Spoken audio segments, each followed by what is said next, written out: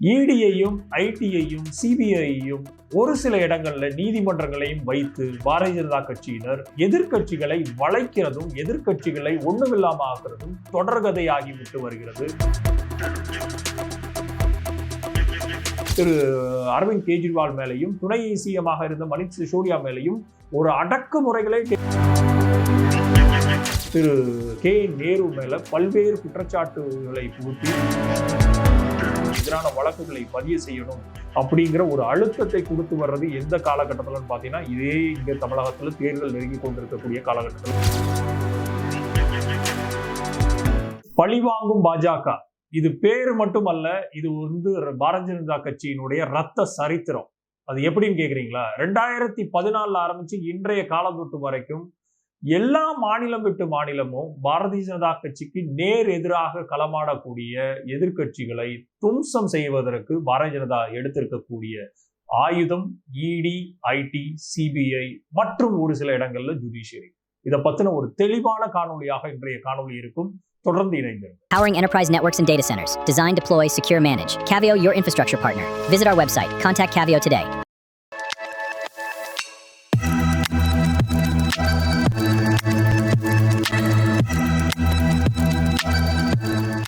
இடியையும் ஐடியையும் சிபிஐயையும் ஒரு சில இடங்கள்ல நீதிமன்றங்களையும் வைத்து பாரதிய ஜனதா கட்சியினர் எதிர்க்கட்சிகளை வளைக்கிறதும் எதிர்க்கட்சிகளை ஒண்ணுமில்லாம ஆக்குறதும் தொடர்கதையாகிவிட்டு வருகிறது. அதற்கு இன்றைக்கு டெல்லி உயர்நீதிமன்றம் கொடுத்திருக்கக்கூடிய தீர்ப்பு அரவிந்த் கெஜ்ரிவாலுக்கு மணிஷ் சிசோடியா போன்றவர்களை விடுவித்து அவர்களோடு 23 பேர்களையும் இவர்கள் மேல் எந்த விதமான குற்ற முகாந்திரமும் இல்லை அப்படிங்கறத தெள்ள தெளிவாக இன்றைக்கு செவட்டிலே 2 சாத்தி இருக்கிறது டெல்லியினுடைய நீதிமன்றம். யார் மேலனா சிபிஐ மேல. அப்போ இந்த சிபிஐ, ஐடி, இடி போன்றது ஒரு தன்னாட்சி பெற்ற ஒரு தனி அமைப்புகள். ஆனால் எல்லா காலகட்டத்திலையும் எல்லா அரசாங்கங்களையும், அது காங்கிரஸும் சரி பிஜேபியும் சரி, ஒரு விதமான பழிவாங்கக்கூடிய வெண்டேட்டா பாலிடிக்ஸுக்காக இதை யூஸ் பண்றாங்கிற ஒரு குற்றச்சாட்டு எப்பவுமே இருந்து கொண்டே வரும்.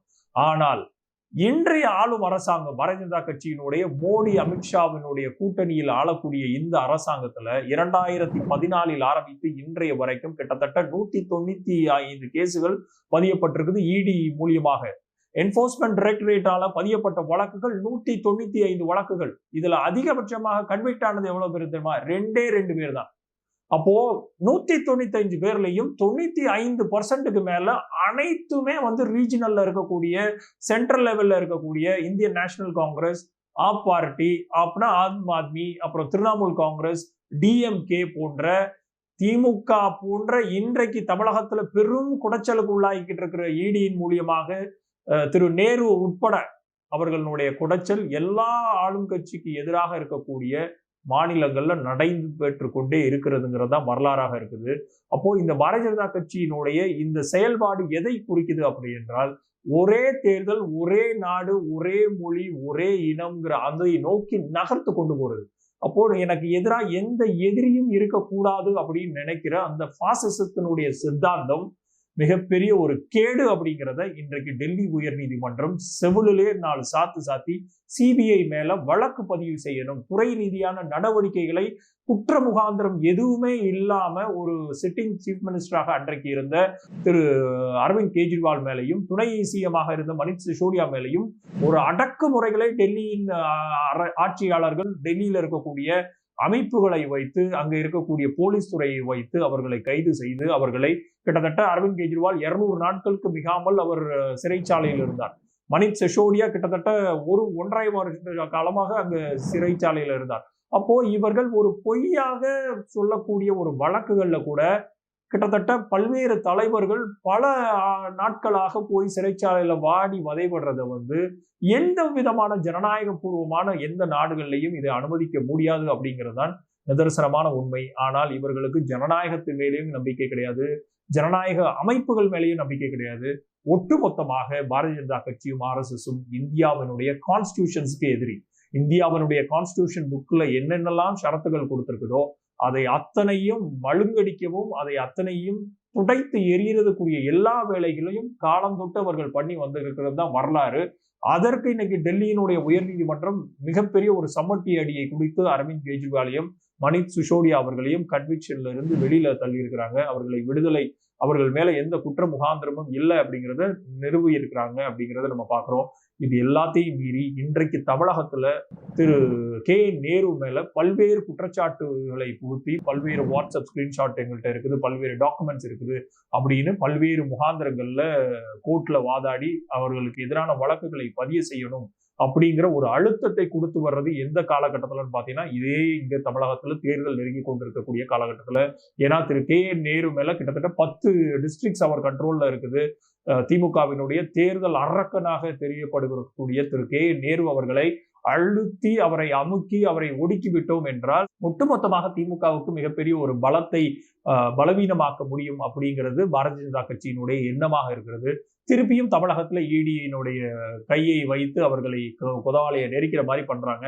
ஆனால் நான் முன்னமே சொன்ன மாதிரிதான் 195 வழக்குகள்ல 2 வழக்குகள் தான் கன்விக்ஷன் ஆயிருக்கு, குற்றவாளின்னு தீர்ப்பாயிருக்கு. அத்தனையும் இடது கையால கோர்ட்ல டிஸ்மிஸ் செய்யப்பட்டிருக்குது.